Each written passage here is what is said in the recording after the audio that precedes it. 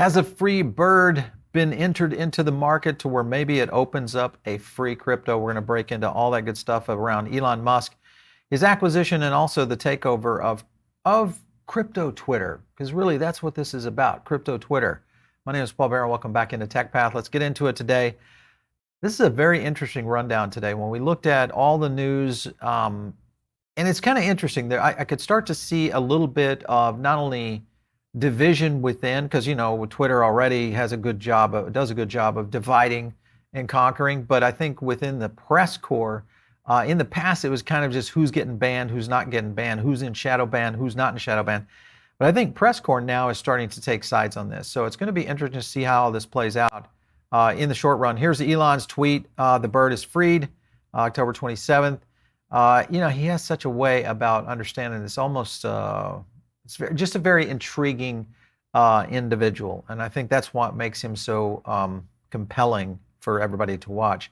Why Elon Musk's Twitter deal matters for everyone. There's a few good points here on Axios, and you guys, when you're following a lot of these media outlets, one thing I want you to remember is that many of them have agendas. Okay. And listen, we're an independent media organization. Sure, I have opinions. I may have an agenda to the sense of I just want to make sure we get the facts right and we deliver those. I'll have an opinion of which you would have as well. But when you start guiding it to this level, I think it's very interesting. Twitter remains the global public square. Aging audience. What do you mean aging audience?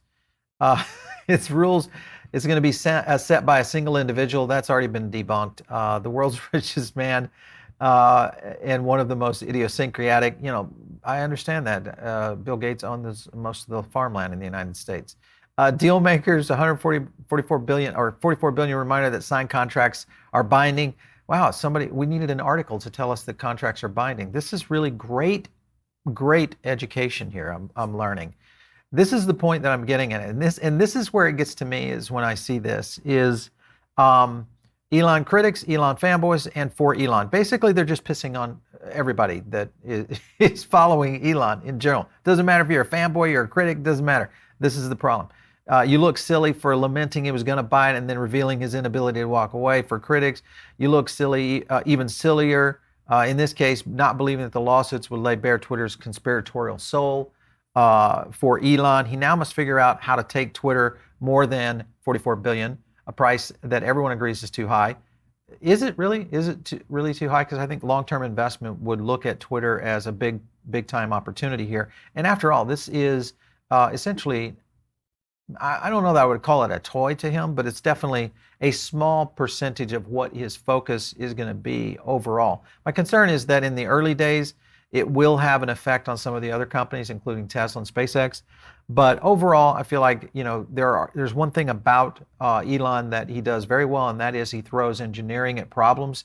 And when you throw enough engineering at problems, I do think it does start to shift the tides. Now, it doesn't. I know free speech, all those kind of things play into this, but when it comes to crypto, I think engineering is the most immutable aspect of how it works. Blockchain is just that. It's an engineering feat. It gives an open opportunity to pretty much the masses, and it really kind of differentiates, the scenario that's been playing out in the monetary system for a couple hundred years, which is the rich get richer and the poor get poorer.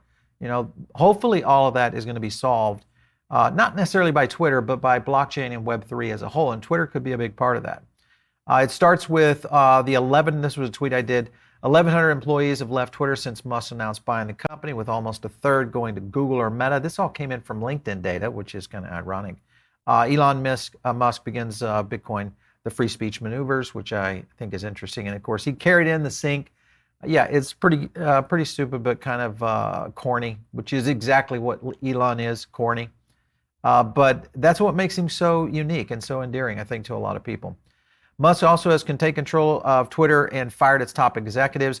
This is a typical strategy for many of you guys that maybe you haven't been in a scenario where there's been takeovers in business.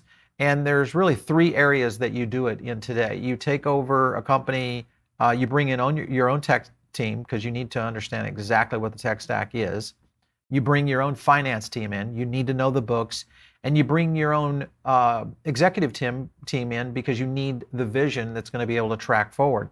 So I think this is a normal move going forward. I don't see this being a problem, but you can kind of see these are the faces of very disgruntled people, not happy at all that they have been removed from the power that is free speech.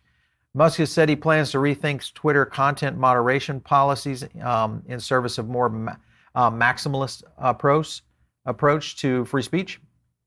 And the billionaire also said he disagrees with Twitter's practice of permanent bans for those who repeatedly violate its rules. I mean, there are certain aspects of violating the rules, I think, that you would have to take into consideration. He'll figure that kind of stuff out. Whether or not he will reinstate Donald Trump is a big question. A former president going back onto the platform would be interesting. Kind of curious, do you guys think he would or won't? Let me know. I don't know if they put that in the poll today. But I'd love to know if you guys think it would happen or not happen. Here's Ben Shapiro. And again, not leaning left, not leaning right here, but here's Shapiro. Having fun with billionaires like Elon Musk can't have this much power over our lives, except for Bill Gates, George Soros, Jeff Bezos. You get the list. You could add the Rockefellers in there. Just keep on going down the line. Pretty much, it works this way. That's what billionaires do. They buy things. And in most cases, they buy things that really matter and what the future of maybe even mankind could be. So a lot going in the right direction. This coming in from Watcher Guru, just in multiple companies to reportedly halt ad spending on Twitter if Elon Musk reinstates former President Donald Trump's account. This is so beautiful because to me,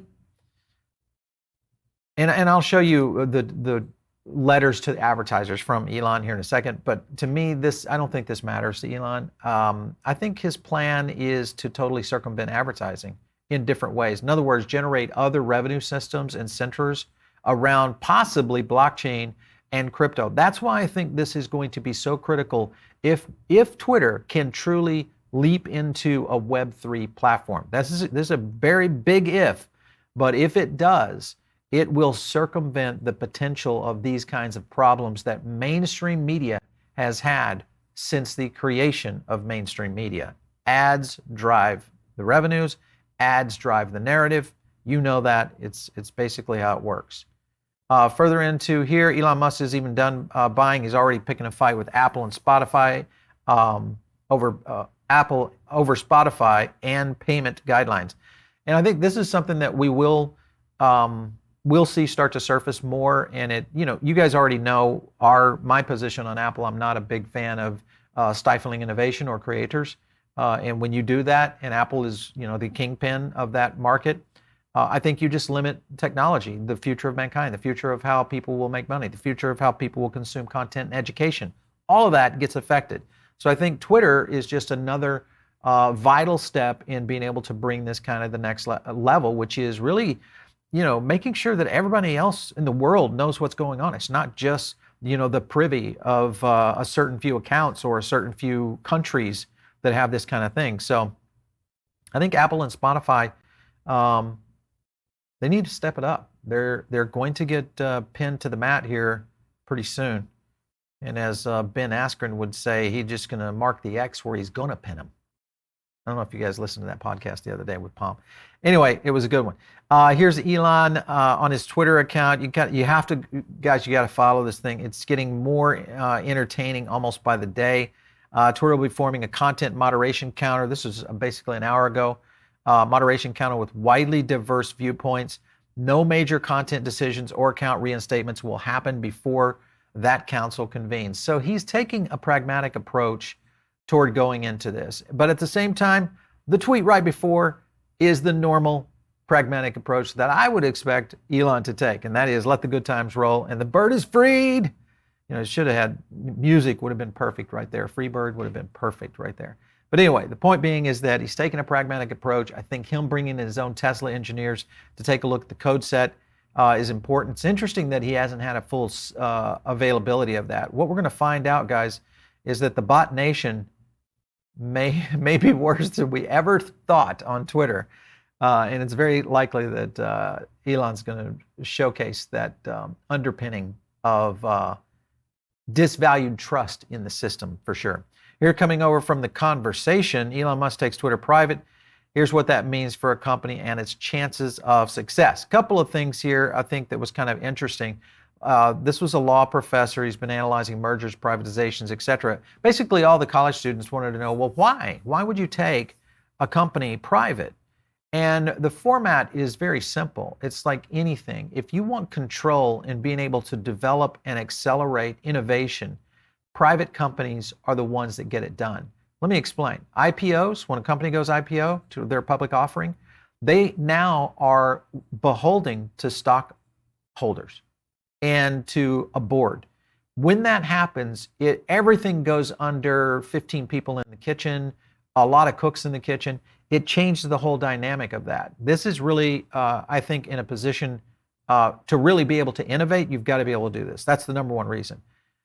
Very big deal. A lot of shareholders. Private company also, on the other hand, is closely held. A few shareholders, sometimes just one.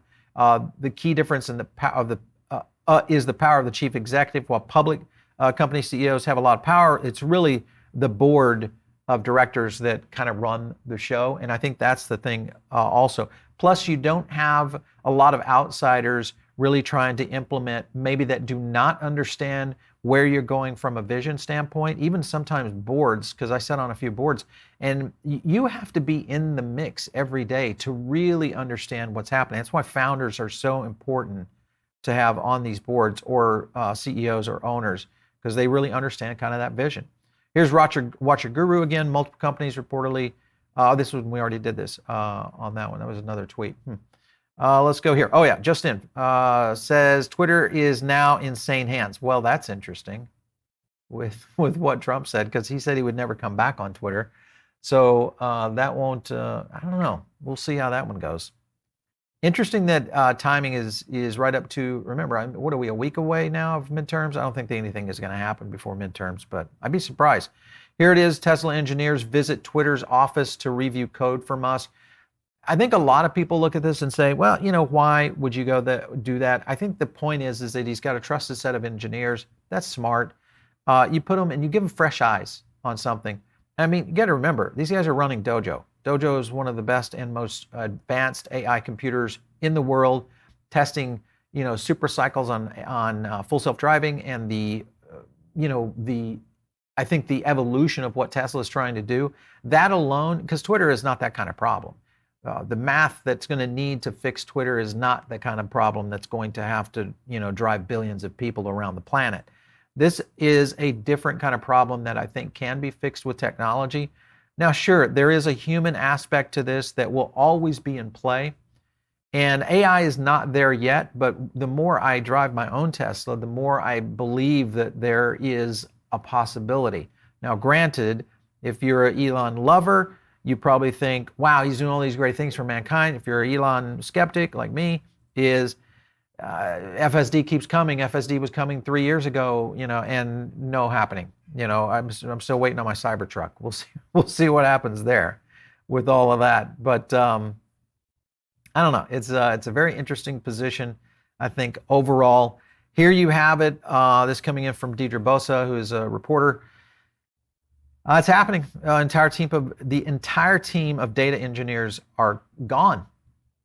All right, this is a couple of them right here saying later, you know, take your shit and get going.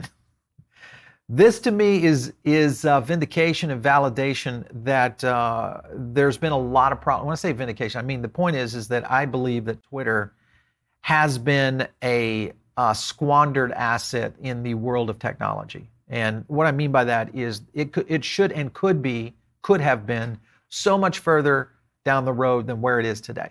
And it had so many opportunities. And I think now there's a new starting gate, and I think this might be leading us in the right direction for sure. This was a Verge piece that got going here. Now, whether you like The Verge or you don't, if you know who The Verge is, it's a technology platform that is run by Vox Media. Vox Media, a highly left organization, just so we're completely clear on where all this is coming. But welcome to hell, Elon. That's basically Twitter. See, to me, I don't know that Twitter is that. I mean, yeah, it's a cesspool. You know, have you ever entered a party, or have you ever entered a conference or a trade? You know, even go into trade shows. I mean, it's a cesspool of people doing things they shouldn't be doing, saying things they shouldn't be saying. But when it comes to face, all those things kind of break away. That's the one thing that has been limiting by Twitter. You look at some of the things that they kind of bring in. I love it. I won't say that.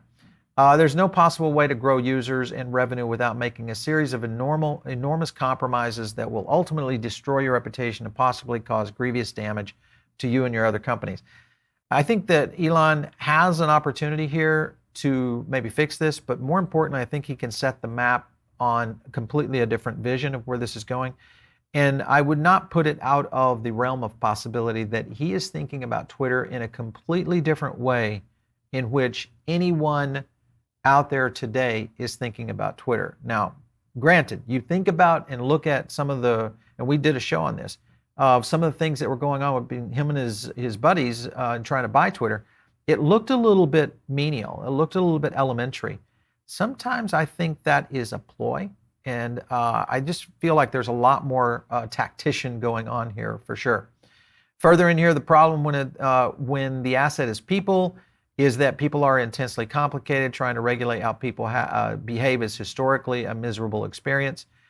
I don't know if you're going to try to regulate this. I think at some point you're going to throw enough tech at this to possibly solve some of these problems. I don't think you're going to solve all of them, but listen, right now on Twitter, if you could just solve 50% of them, you've gone a long way. Just getting rid of the bots. Let's just go there. All right. So you can make all the promises about free speech you want, but the dull reality is that you still have to have you have to ban a bunch of legal speech if you want to make money. So I don't know, man. I think you're still relying on Twitter being an advertising platform, and I'm not sure that it will be in the future. So very interesting times ahead for sure. Let's look here. What else do they have? Most people want social media to have nice experiences. Really? Yeah, okay. This is 2023 right here coming up, guys. You can't deploy AI at this problem. I know, definitely. You couldn't deploy AI at driving cars or, figuring out the best ecosystems or, logistics from a geo-positioning standpoint. You couldn't deploy AI to fly rockets. You couldn't do any of that. Yeah, I completely agree with that one. That's a good one. Yeah. This is a tech blog, by the way, just so everybody knows. Yeah, tech blog. Who wrote this article anyway? We'll have to find that one out for sure. They'll probably get banned from Twitter, probably. Anyway, speaking about Twitter and foreshadowing what could have happened is the great Michael Saylor. Here's a clip from my own show where Michael and I were talking about this. Let's play this one and see what you guys think. Let's take Twitter. On Twitter, it's hard to prove who you are. Exactly. What if you could actually prove who you were or post a $100 performance bond on Twitter? And then when you trashed someone or you got toxic, you got fined $1. Yeah, there you go. Right? Like every time I look at my Twitter, I actually see 100 bots. They're not actually human beings. They're actually fake tweets. So if you had the ability to do peer-to-peer authentication using some kind of monetary system, you could eliminate spam in social networks. Oh, huge. You could implement micropayments. You could enforce civility, right? And safety. Exactly. Like if you get attacked by 100 bots. All right, so I'm going to pause it there because Michael and I went on. If you guys want to catch the whole video, just search Michael Saylor on our podcast or on our channel, and you'll be able to find it. But he made a couple of good points there, and we had a chance to really kind of dive in a little deeper. And remember that sometimes, and you have to understand this in the algorithm, the things that we do, like on our own CPI, is the amount of bots that we have to harvest out of our own data sets. It's sickening, the amount. Look at our YouTube channel. Has anybody seen it recently? Listen, we have to employ a company to be able to knock off the bots in the comments. It's that bad on YouTube. These are the kind of things that I think if you deploy a system in which you kill the bots, that's the number one mission, you kill the bots, it's likely that you're going to end up with a lot less of that cesspool of initiation of either bad vibes, left, right, divisionary scenarios, because in many cases, bots are typically involved in all those kind of things that are escalating conversation. And then they bring people to a head, and then you have that conference or that initial scenario where people start butting heads. And that's the problem with social media.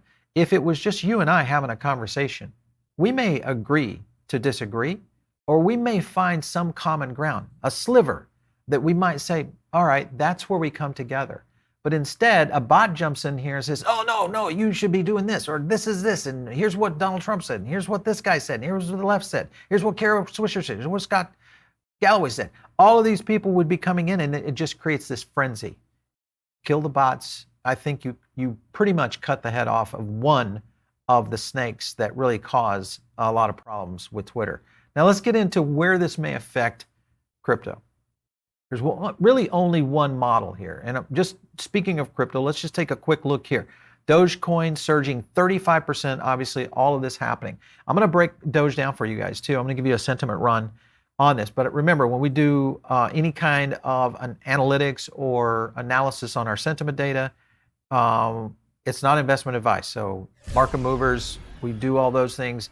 The idea behind that is hopefully, maybe you've never heard of Doge. This will give you some some impetus to go out and take a look at it, but not investment advice. But when we break those down, but the point I'm getting at is that crypto has a great opportunity. When I say crypto, really blockchain, has a great opportunity to move to the next level. And when I say blockchain, I don't mean just NFTs. So this is an all-encompassing space.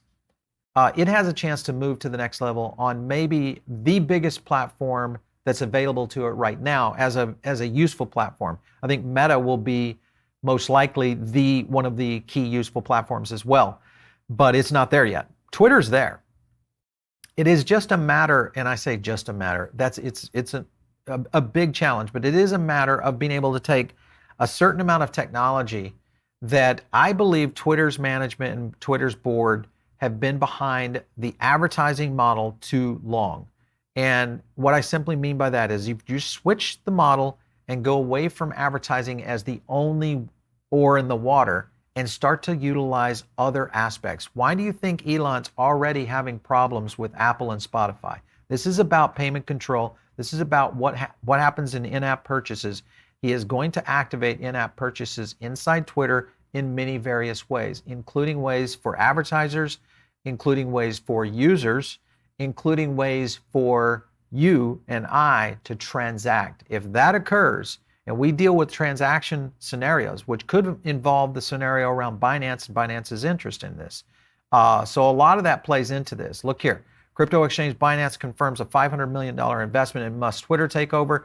Let me explain to you this right now. I think Binance is probably going to start funneling money in here in a big way.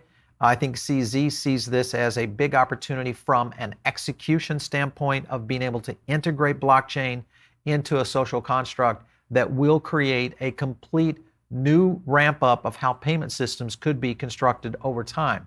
This is something that Dorsey was trying to do, and he stepped away because of the toxicity that happens within the Twitter ranks. That I think can be removed.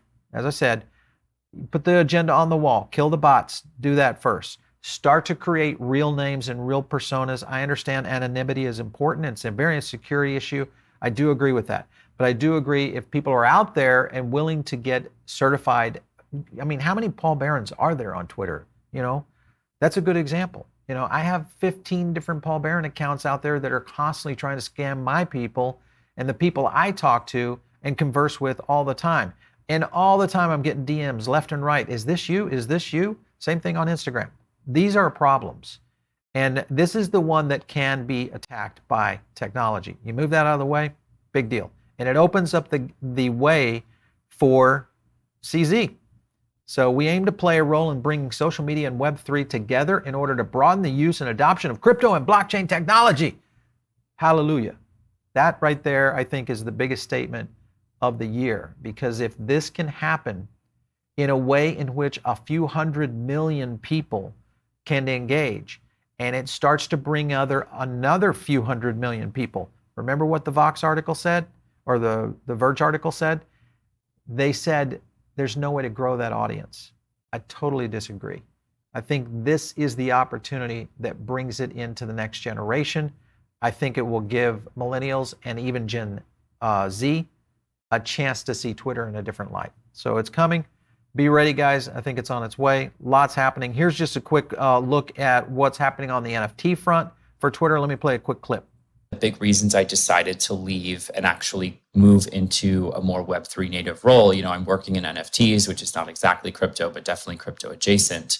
I saw the conversation happening, and Twitter actually did several campaigns because Twitter itself looks at what is the conversation on our platform. What are the keywords that are most being used over, 1 week, 1 month, 1 year, et cetera. And so Twitter came out with its own collection of NFTs that were dropped on Rarible that sort of referenced the history of Twitter. So there was one that's sort of like the reply guy.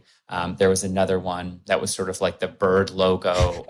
There were several of other ones, but all of them were really cool. All of them, had like a lot of great texture, a lot of great art. And so once that came out, I want to say it's 2022 right now. So I want to say that came out in 2021.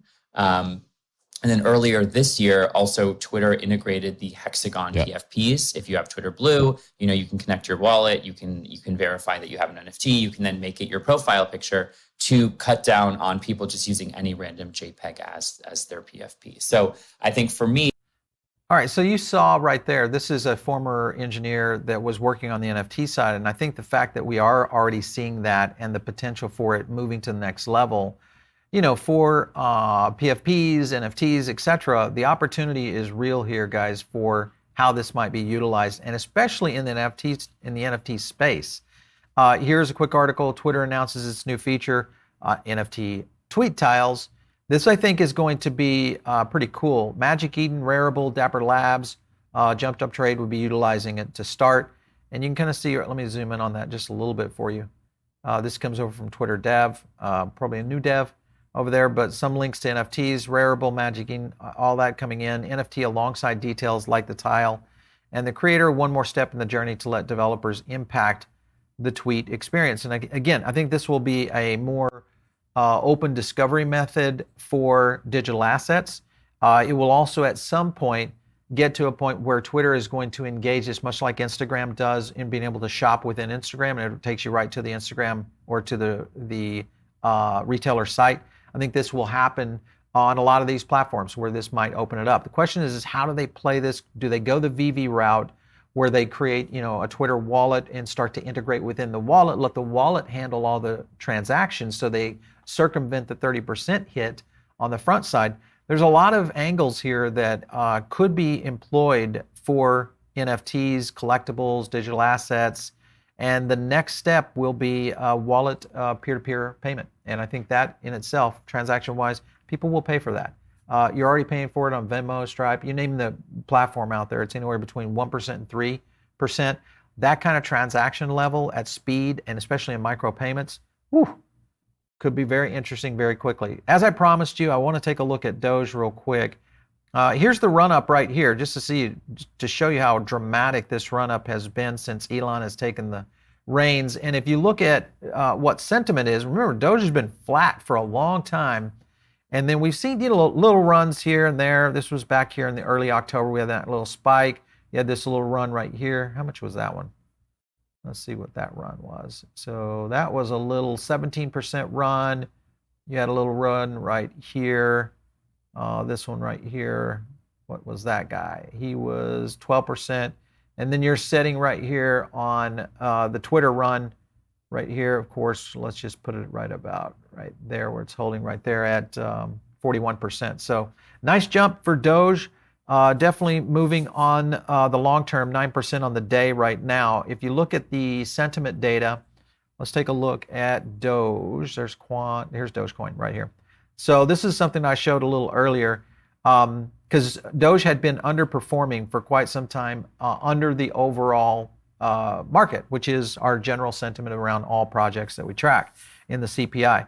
Look at this, top line sentiment intersected overall market. When these tokens start to move in these kind of movements from a 50 to a 55, this is almost unheard of. You rarely see this kind of sharp movement in sentiment. You guys can get all of this over on the CPI. Just go to paulbaronnetwork.com. We'll leave a comment or a link in the description on how you get to the CPI all the time. We drop 3 times a week, all that good stuff out there. Don't forget to hit the like button too, guys. Smash the like if you want to, one, get crypto and digital assets out there in a way in which people can discover it for the first time. One of the mainstream ways to do that is attaching crypto to mainstream tool sets, such as Twitter. And I think if this video gets out there, it will help, of course, start to educate a lot of people who are starting to get into it, maybe for the very first time. And that's the key on kind of the future of where Twitter is going. So a lot happening for sure. I know we got a poll. Let's take a look at the poll today. What do we got? All right. Will we see meaningful crypto features added to Twitter in 2023? Yep. Well, this will be a disappointment if we don't see something big coming in Twitter. And it could be one of those catalysts. This is something that could pull us out of, not necessarily away from traditional securities, but I think once the window is open and people truly see the potential utility of blockchain, because that's been the big draw, and also at the same time the big deterrence to blockchain is that people are always asking, well, great, what's it used for? What's it used for, Paul? Show me a use case. Those are the problems that a lot of newbies really have with being able to invest in crypto, is they just completely don't get it just yet. Just like the early days of mobile, early days of social, early days of there. It's all the same. We're dealing with that on Web3 right now. Let's get over to a couple of questions. Brass Dog coming in. Will it be pay to tweet? I doubt we'll see pay to tweet, but there may be obviously a pay to promote, which is already in there today. It'd be kind of cool if you could tie that to a wallet, use some USDC in there. Here's coming into Satoshi. This is wonderful news. Finally, the robots that rip off people on YouTube, Twitter bots, are going to go down. I think this will be huge. If they kill the bots here, first of all, if they kill the bots here, they need to go knock on Google's door and just say, tap, tap, tap. We have a solution here for you guys. Let me show you. By the way, that'll be 3.7 billion. Here we go. Dubsky, do you think it may be a good idea to include Doge into your spray and pray play? Okay, so the Doge token, and I've told you this, guys, before. I'm not a big. I've purchased Doge before. I won't, give you guys bad info here. I've purchased it before and sold it. I buy a lot of tokens just to play with them in many cases, but I'm not a meme token holder in this case. Now, a lot of people could have anticipated this. It would be easy and I think natural. If you guys watch us, you probably kind of picked up on that. But I think long term, meme coins are not the way. Get into the solid stuff, the things that really. I'd follow BNB right now, because BNB could still be in a very interesting place with Binance plugging into Twitter. Crystal says Trump won't go back. Yeah, I don't know. Trump says a lot of things he doesn't hold true. So does Elon, though. He says a lot of things he doesn't deliver on. Full self-driving, $15,000, not delivered yet. May get into a little trouble with that one too, being able to get it, because everybody's prepaid for full self-driving that are out there. Pretty much everybody now. I think the uptake for full self-driving not there yet. But you get into autopilot, woo, man, that thing is solid. It's getting better. The ghost braking is gone. I've seen a lot of advancements here recently within that. Most people despise crypto tokens, and Elon Musk knows this. I don't know about that. I think most people despise that others have made so much money in crypto and naturally despise crypto. But eventually the tool set is going to be there, whether they make it, turn it on, put it at US dollar and USDC and see what happens and let it go. Doge hit 75 cents with no utility. If utility is added, buck easy. True. If utility gets added to Doge, it's a different game. It's no longer a meme coin. This is a real project that needs to move. I know I get the Doge fans telling me there's all these different things that Doge gets into. There's a lot of partnership, all these things. I get it. Yeah, we'll see. Binance, yes, they did spike up to J. Expect kind of what I was talking about, BNB on the move. Ian McKay, isn't Dogecoin like 99% exactly the same as Bitcoin? Well, yeah, I mean, it came off the Bitcoin code set, sure, but I don't think that's the point. Is the way that Doge is designed from a tokenomics standpoint, and also from an overall use case standpoint. If Doge had a Lightning Network component into it, which could play into this, we'll see how that kind of comes together.